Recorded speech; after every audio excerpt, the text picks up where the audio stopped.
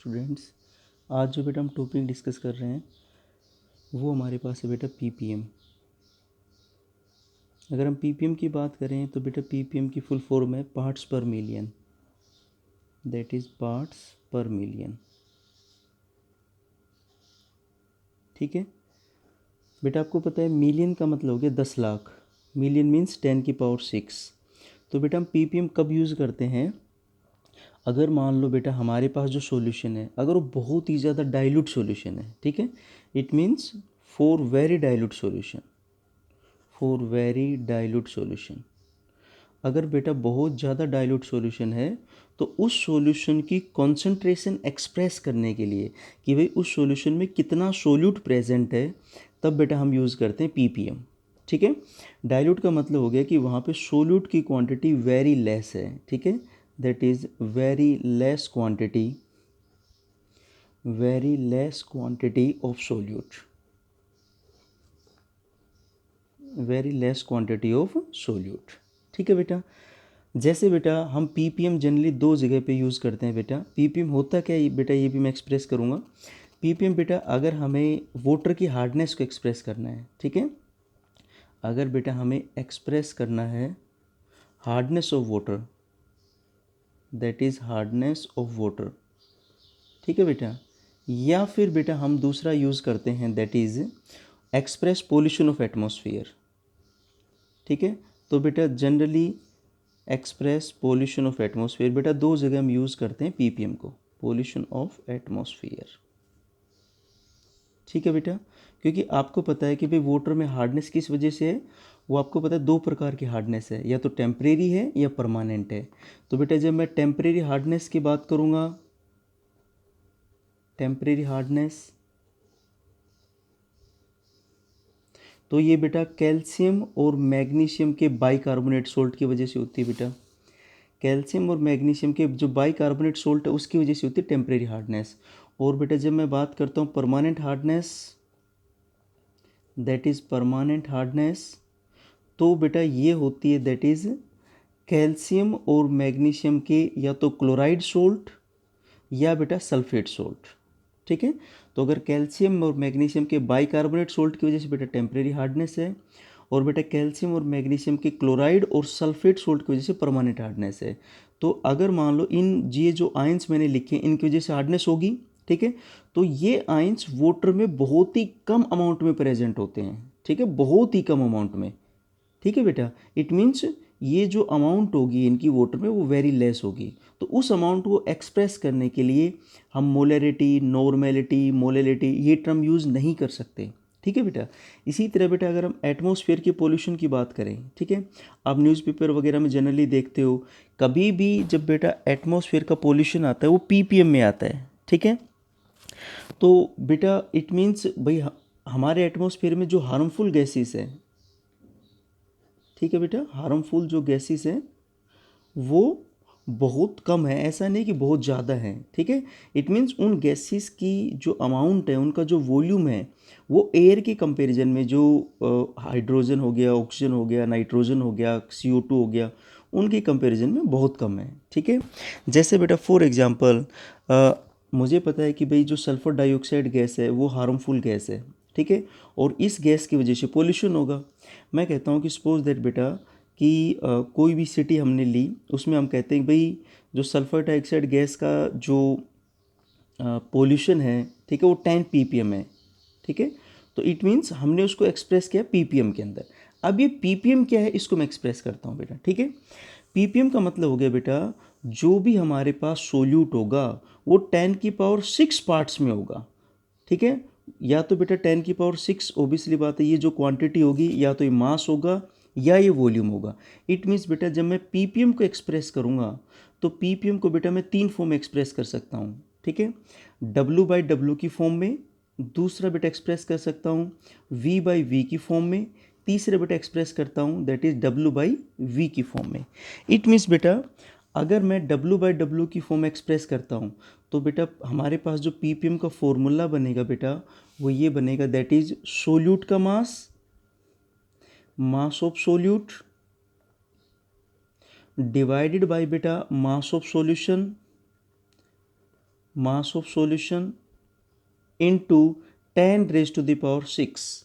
जो बेटा फर्स्ट वाला W है ये रिप्रेजेंट करेगा सोल्यूट का मास, ठीक है, और जो बेटा सेकंड वाला W ये रिप्रेजेंट करेगा सॉल्यूशन का मास, ठीक है बेटा।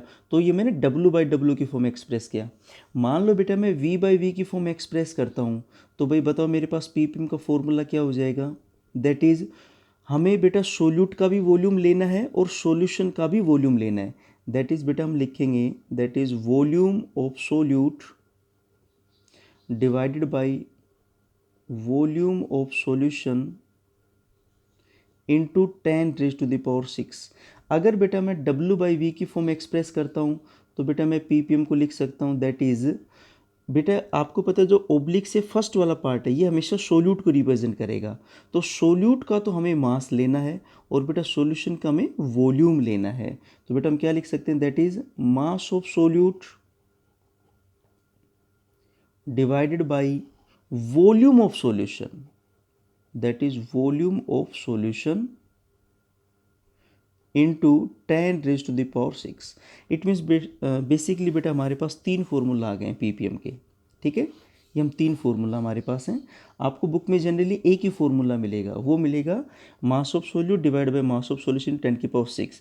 आप कहोगे सर ये ppm है क्या। अब समझो आप लोग, जैसे बेटा हम मोलरिटी जब कैलकुलेट करते थे तो हम 1 लीटर सॉल्यूशन के अंदर ये चेक करते थे भाई कितने मोल्स हैं।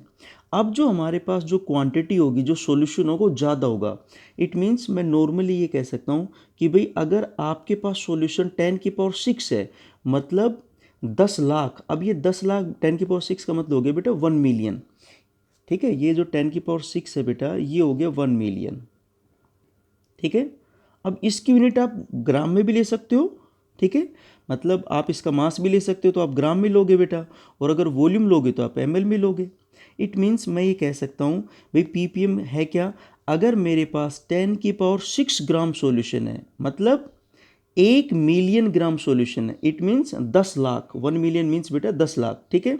तो 10 लाख ग्राम सॉल्यूशन के अंदर कितना सोल्यूट प्रेजेंट है, ठीक है। जैसे बेटा हम मोलरिटी कैसे कैलकुलेट करते थे कि भाई अगर 1 लीटर सॉल्यूशन है तो उसमें कितने मोल्स प्रेजेंट है उसको हम बोलते थे मोलरिटी, ठीक है। लेकिन बेटा आपको पता है कि अगर सॉल्यूशन बहुत ज़्यादा डाइल्यूट होगा, ठीक है ना, तो इट मीन्स उसके अंदर सोल्यूट की क्वांटिटी बहुत कम होगी। तो अब हम थोड़ी बड़ी यूनिट ले रहे हैं, ठीक है ना, क्वांटिटी ज़्यादा ले रहे हैं हम लोग।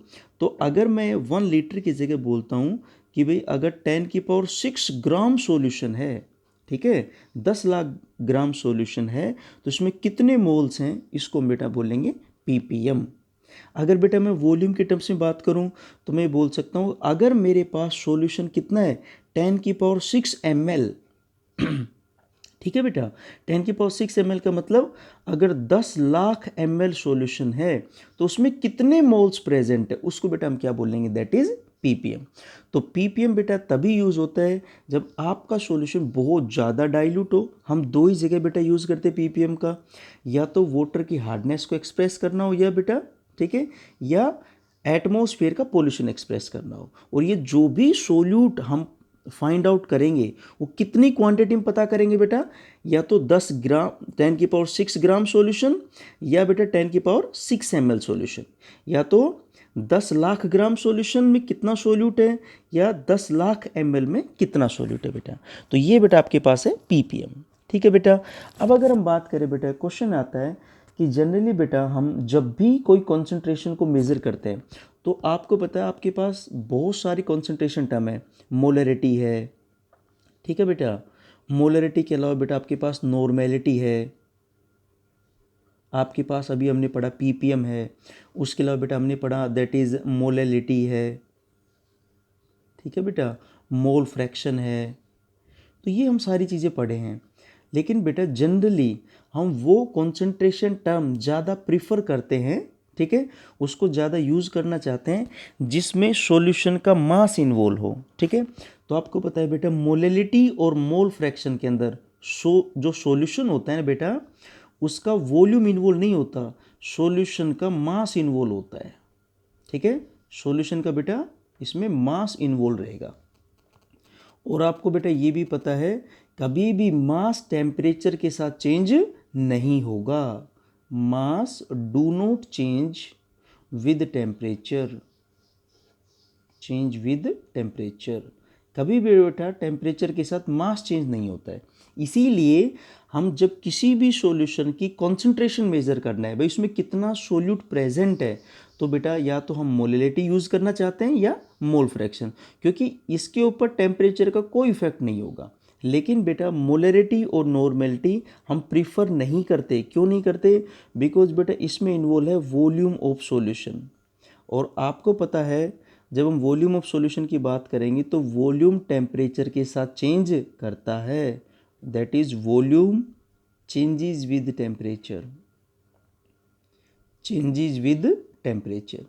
सो क्वेश्चन भी आ जाता है कि बताओ कौन सी जो कॉन्सेंट्रेशन टर्म है प्रीफर करते हैं, मोलैलिटी मोल फ्रैक्शन बेटा हम प्रीफर करते हैं, ठीक है, as compare to molarity and normality. Reason यही है कि मोलैलिटी और बेटा मोल फ्रैक्शन में जो सॉल्यूशन होता है उसका मास इन्वॉल्व होता है, ठीक है, वॉल्यूम इन्वॉल्व नहीं होता, और मास कभी भी टेम्परेचर के साथ चेंज बेटा नहीं होता है। नेक्स्ट बेटा, जैसे अब हम एक न्यूमेरिकल देख लेते हैं। मान लो बेटा आपके पास न्यूमेरिकल ये है कि भाई आपके पास एक एनसीईआरटी का न्यूमेरिकल है बेटा, वो कह रहा है कि 3 मोलर सॉल्यूशन है आपके पास, 3 मोलर NaCl सॉल्यूशन है, ठीक है बेटा। और बेटा इसकी जो डेंसिटी है 3 मोलर NaCl सॉल्यूशन की, जो बेटा डेंसिटी है वो हमें गिवन है, वो बेटा है 1.25 ग्राम पर ml, ठीक है। हमें फाइंड आउट करना है इस सॉल्यूशन की मोलैलिटी, ठीक है बेटा, तो हमें मोलैलिटी इसकी फाइंड आउट करना है, इसकी बेटा हमें मोलैलिटी फाइंड आउट करना है। हमारे पास 3 मोलर सॉल्यूशन है, ठीक है बेटा। अब हमेशा हम जो इसको हम सोल्व करते हैं बेटा, जो बेटा मैं जब 3 मोलर की बात कर रहा हूँ तो बेटा M जो कैपिटल M है ये मोलर को रिप्रेजेंट कर रहा है, और बेटा ये जो मोलर है ना, मोलर का मतलब हो गया बेटा दैट इज मोल पर लीटर, ठीक है। इसकी बेटा हमें डेंसिटी गिवन दे रख, डेंसिटी बेटा हमें गिवन है, हमें बेटा इसकी मोलैलिटी फाइंड आउट करनी है। अब ध्यान से देखना बेटा आप लोग, बेटा मोलैलिटी का फॉर्मूला अप्लाई करो। मोलैलिटी होता है बेटा WB given mass of solute divide by MB molar mass of solute. अगर बेटा हमारे पास सोलवेंट का सॉल्यूशन का मास, सॉरी सोलवेंट का मास बेटा WA मतलब हो गया मास ऑफ सोलवेंट, ये बेटा अगर ग्राम में है तो इसको हम किलोग्राम में कन्वर्ट करने के लिए 1000 से डिवाइड करेंगे, और बेटा 1000 न्यूमरेटर पार्ट में आ जाएगा। ये बेटा हमारे पास फॉर्मूला होता है मोलैलिटी का। तो अब हमें सोल्यूट का मास फाइंड आउट करना है, भाई सोल्यूट मास कितना है WB। दूसरा बेटा हमें फाइंड आउट करना है MB, जो सोल्यूट है उसका मोलर मास कितना है। तीसरा हमें फाइंड आउट करना है WA, दैट इज सोलवेंट का मास कितना है, क्योंकि बेटा हमें सोलवेंट का मास चाहिए। अब सबसे पहले आप ये समझो कि 3 मोलर का मतलब क्या है बेटा। अगर लिखा हुआ है 3 मोलर NaCl सॉल्यूशन, बेटा इस चीज़ का मतलब होता है कि 3 mole of NaCl present in 1 litre of solution. किसमें प्रेजेंट है बेटा? 1 लीटर सॉल्यूशन के अंदर। तो हमें ये तो पता लग गया कि भी जो सोल्यूट है वो NaCl है, और उसके कितने मोल दे रखे हैं बेटा हमें? 3 मोल। तो आपको ये भी पता है given weight divide by molecular weight, ये नंबर ऑफ मोल्स ही होता है भाई, given mass upon molar mass, number of moles, it means ये हमें कंप्लीट गिवन है, ठीक है बेटा। तो इस फॉर्मूला को मैं इस फॉर्मेट में भी लिख सकता था, M that is number of moles of solute divided by mass of solvent. अगर बेटा मास ऑफ सोलवेंट ग्राम में है तो उसको मैं किलोग्राम में कन्वर्ट के लिए 1000 से डिवाइड करेंगे, 1000 न्यूमरेटर पार्ट में आ जाएगा। तो बेटा अब आपके पास नंबर ऑफ मोल्स तो आ गए, कितने मोल आ गए? 3 मोल। अब बात आती है सोलवेंट का मास। आपको पता है सॉल्यूशन 2 चीज़ों का कॉम्बिनेशन है। सॉल्यूशन बेटा solute plus solvent, solute plus solvent. अगर बेटा हमें सोलवेंट का मास चाहिए तो सॉल्यूशन के मास में हम सोल्यूट का मास माइनस कर देंगे। इट मीन्स बेटा अगर हमें चाहिए मास ऑफ सोलवेंट, तो बताओ भाई हम सोलवेंट का मास कैसे निकालेंगे? That is mass of solution minus that is mass of solute, mass of solute. अगर बेटा अब हमें चाहिए सॉल्यूशन का मास, तो वो देखो बेटा बेटा हमें सॉल्यूशन का वॉल्यूम गिवन है, 1 लीटर सॉल्यूशन है। बताओ भाई 1 लीटर सॉल्यूशन का मतलब कितना एम सॉल्यूशन है, दैट इज 1000 ml सॉल्यूशन है। तो हमें इसका सबसे पहले मास निकालना है, तो हमें डेंसिटी रिलेशनशिप बेटा यूज करना पड़ेगा। आपको पता है डेंसिटी क्या होता है, मास अपॉन वॉल्यूम। तो बताओ बेटा अगर हमें मास चाहिए तो बताओ क्या हो जाएगा, density multiply by volume. Density आपको कितनी दे रखी है 1.25 इंटू बेटा आपके पास वॉल्यूम कितना है 1000। तो बताओ आपके पास जो बेटा ये मास आएगा ये आ जाएगा 1250 ग्राम। तो बेटा हमें सॉल्यूशन का मास तो मिल गया, that is 1250 gram minus solute का मास कितना होगा। बेटा हमें सोल्यूट का मास निकाल सकते हैं हम लोग, क्योंकि हमें सोल्यूट के मोल्स दे रखे हैं और आपको पता है कि भाई नंबर ऑफ मोल्स क्या होते हैं, given mass of solute divide by molar mass. तो बेटा मैं सोल्यूट का मास यहाँ से कैलकुलेट कर सकता हूँ, W that is N into M.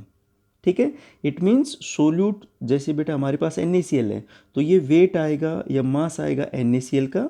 जब हम क्या करेंगे बेटा, NaCl के कितने मोल हैं 3, और बेटा NaCl का मोलिकुलर मास कितना आएगा, भाई NaCl है तो सोडियम का मास होता है बेटा 23, क्लोरीन का है 35.5, बेटा ये आ गया 58.5 ग्राम पर मोल। तो ये बेटा NaCl का मास आ गया। तो बेटा इसको मैं मल्टीप्लाई करूँगा 3 इंटू 58.5, तो बेटा ये मास किसका आ जाएगा बताओ, NaCl का। और बेटा ये जो मास आएगा ये आएगा 175.5 ग्राम। तो अब हमारे पास सोल्यूट का भी मास आ गया है, तो इसमें से माइनस कर देंगे 175.5। तो बेटा जब आप इसमें से माइनस करोगे तो बेटा आपके पास बचेगा 1074.5 ग्राम। तो बेटा अब हमारे पास सोलवेंट का मास आ गया, हमें सोलवेंट का ही मास चाहिए था। सॉल्यूशन के मास में हमने बेटा क्या किया, सोल्यूट के मास को माइनस कर दिया। बेटा हमारे पास आ गया सोलवेंट का मास। अब हम ये बेटा जितने भी डाटे ये पुट कर देते हैं यहाँ पर। तो बेटा m आपके पास हो जाएगा, number of moles of solute बताओ कितने हैं 3 मोल्स, 3 डिवाइडेड बाई सोलवेंट का मास कितना है 1074.5 ग्राम। अगर ये ग्राम में है तो बेटा बताओ किलोग्राम में कन्वर्ट करने के लिए 1000 आएगा आपके पास। बेटा आप इसको जब सोल्व करोगे तो आपके पास आंसर आ जाएगा। और बेटा इसकी यूनिट बताओ क्या होगी, बेटा मोलिलिटी की यूनिट होती है मोल पर kg। ठीक है बेटा, तो ये हमारे पास फर्स्ट यूनिट बेटा कंप्लीट होगी। अब हम स्टार्ट करेंगे एटॉमिक स्ट्रक्चर। तो बेटा नेक्स्ट वीडियो में हम जो स्टार्ट करेंगे अपना next unit that is atomic structure. First unit बेटा हमने डिटेल से स्टडी कर ली है।